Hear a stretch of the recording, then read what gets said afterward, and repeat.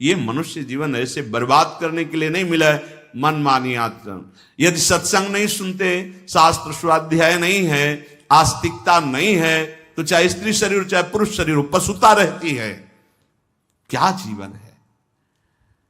आजीवन ब्रह्मचर्य पालन करने की जिसकी इच्छा है, नैष्ठिक ब्रह्मचर्य, उसको किसी भी प्रकार से इन अष्ट मैथुनों का स्पर्श नहीं करना चाहिए, संयोग नहीं होने देना चाहिए।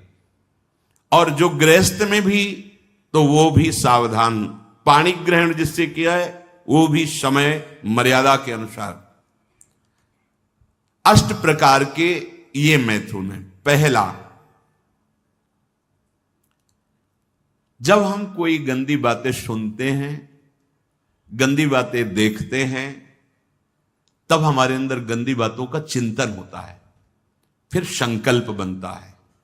पहला, जो हम देखते हैं उस पर सुधार करो, जो हम सुनते हैं उस पर देखो।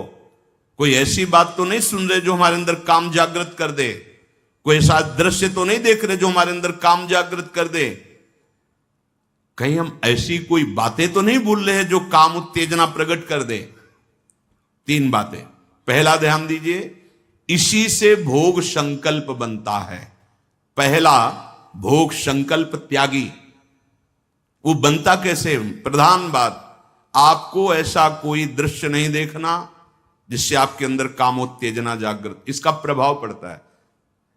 अभी आप कोई ऐसी बात करुणा की सुने तो आपको रोना आ जाएगा, आप कोई ऐसा दृश्य देखें तो आपका हृदय पिघल जाएगा, आप वाणी से कोई ऐसी करुणा की बात कर आपको रोना आ जाएगा।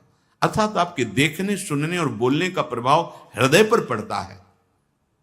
यदि आपका देखना, सुनना और बोलना गंदा है, गंदे का भाव आप समझ रहे होंगे, कामोत्तेजना बढ़ाना वाला है, बेकार की बातें केवल ब्रह्मचर्य की होंगी, तुम ब्रह्मचारी रह ही नहीं सकते।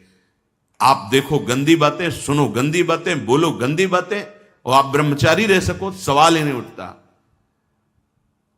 जैसे आप गंदी बात देख रहे हैं, सुन रहे हैं, आप कोई चेष्टा नहीं कर रहे, तो भी आप ब्रह्मचारी नहीं रह पाओगे। वर्णन हुआ है शास्त्रों में, एक मनोवाह नाम की नाड़ी है पूरे शरीर में, ऐसा कहीं जैसे पित्त की थैली होती है, ऐसी कोई ब्रह्मचर्य वाली थैली नहीं है। ये यहां में हर नस नाड़ी में वो व्याप्त है सप्तम धातु। मनोवाह नाड़ी, जो ही आपका चिंतन विकारात्मक हुआ, वो नाड़ी घसीटती पूरे शरीर से उस सप्तम धातु को, और वो घसीट लिया, आपने क्रिया की या नहीं की, आपका चिंतन बिगड़ा हो गया, वो किसी न किसी बहाने से लघु शंका में, स्वप्न में, कैसे भी बाहर हो जाएगा, वो नहीं रुकेगा। संकल्प रहित, भोग संकल्प रहित हृदय कब होगा? जब आपका देखना, सुनना और बोलना पवित्र होगा। बहुत सावधान। आज सावधान होना तो बहुत ही कठिन है, क्योंकि मोबाइल है। जो बातें बहुत गुप्त रखी जाती थी कि नई पीढ़ी, नई समाज हमारी समय आने पर जाने, बड़े बुजुर्ग घर की माताएं बहनें जब बेटी का ब्याह होता था तब एकांत में शिक्षा देती थी, तुम्हारा पति ऐसा, ऐसे व्यवहार करना, ऐसे चलना, अब तुम गृहस्थ में जा रहे हो तो ऐसा ऐसा। अब छोटे छोटे बच्चे बूढ़ों को समझा सकते हैं, इतना ज्ञान है उनको, क्योंकि हाथ में मोबाइल है। गूगल में सर्च करो, यूट्यूब में सर्च करो, आपको सब शिक्षाएं मिल जाएंगी, जिस मार्ग की, चाहे अध्यात्म मार्ग की या कुमार्ग की, सब भरी हुई हैं। और प्रायः कोई बिरला ही होगा जो मोबाइल रहित हो। जैसे भगवान सर्वत्र विराजमान है, ऐसे माया ने सर्वत्र रचना कर दी मोबाइल की। हर चीज में कुछ गुण हैं, कुछ दोष हैं। अगर मोबाइल रखो तो गुण ग्रहण करो, बहुत आवश्यक है। ठीक है, आप कहीं ऐसी जगह फंस रहे हैं, फोन कर दिए, सहयोग मिल गया, आप पुलिस को फोन कर सकते हैं, घर को फोन कर सकते हैं। जहां चिट्ठी जाती थी महीनों में, वहां मिनट में बात कर लो, बड़ी सुविधा है। लेकिन कुमार्गगामी प्रवृत्ति की सुविधा उसमें मत लीजिए। अगर आप वो बातें देखेंगे, आपके पास मोबाइल है, एकांत हुए और आप चार साधक बैठकर या चार नौजवान बैठकर, आप अपने को संभाल नहीं सकते। एक दृश्य देखा अजामिल ने कि एक वैश्या किसी के साथ जंगल में ऐसे, उस दृश्य ने नीच आचरणों में फंसा दिया।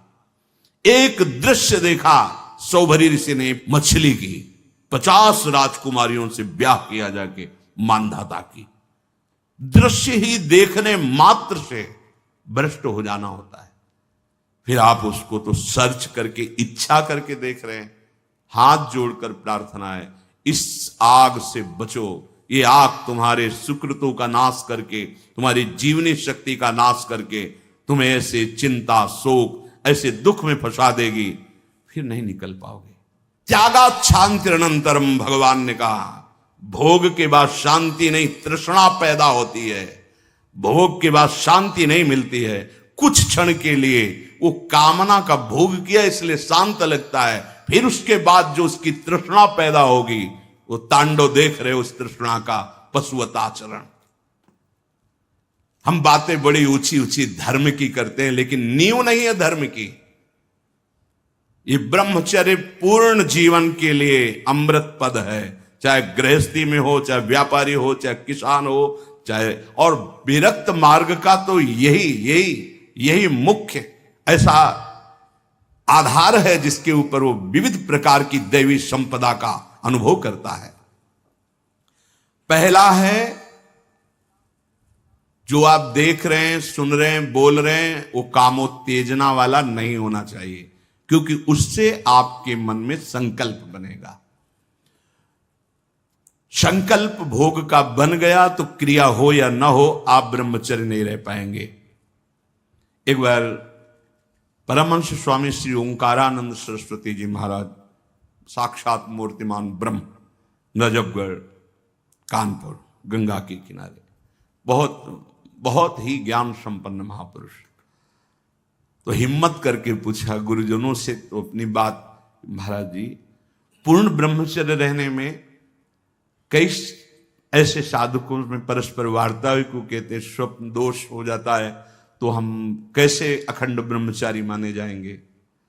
महाराज ने जो वचन बोले, यदि आप कोई कुचेष्टा नहीं करते और कुछ काल के बाद ऐसा होता है, आपने स्वप्न में भी कोई गंदे दृश्य या गंदी भावना नहीं देखी, स्वाभाविक आप जगे ऐसा, तो बोले जैसे उफान आती है किसी वस्तु में, वो वास्तविक जो ब्रह्मचर्य, जो संतानोत्पत्ति वाला, वो नहीं निकल पाएगा। उसके ऊपरी भाग का, उससे कोई हानि नहीं होती। यदि आपने कुछ चेष्टा पहले से अभ्यास की है और आपका स्वप्न में गलत संकल्प बन गया है, फिर वो वैसा माना जाएगा। इसलिए संकल्प का त्याग करे, कभी कुचेष्टा न करे। स्वाभाविक कभी खान पान बिगड़ गया या कभी स्वाभाविक ऐसे अधिक श्रम, अधिक थक जाने से ऐसा हुआ, तो बोले वो ब्रह्मचर्य खंडन नहीं माना जाता, ऐसा उन्होंने बताया। दूसरा, अब हम सामने तो आंख नहीं मिला रहे काम भाव से, लेकिन हम छुप करके किसी शरीर को देख रहे हैं। किसी शरीर का प्रयोग इसलिए किया कि चाहे जो साधक हो, जिस भावना का साधक हो, काम भाव से किसी भी शरीर को देखना, वो उसके लिए अष्टमैथुनों में आता है और वो ब्रह्मचर्य नहीं धारण कर पाएगा। भावनाएं हैं अलग अलग, काम भावना का अलग अलग आरोप शरीरों में किया गया है। समय परिवर्तन के साथ बुद्धि का परिवर्तन होता जाता है, कामनाओं का अलग रूप होता चला जाता है, जो हमने कभी शास्त्रों में नहीं पढ़ा, वो देखने को मिल रहा है। किसी भी शरीर की तरफ छुपकर या किसी बहाने से काम भाव से देखना, अगर ऐसा देखते हैं तो आप अष्टमैथुनों के अंतर्गत है और आपका भाव बिगड़ जाएगा, आप संयम से नहीं रह पाएंगे।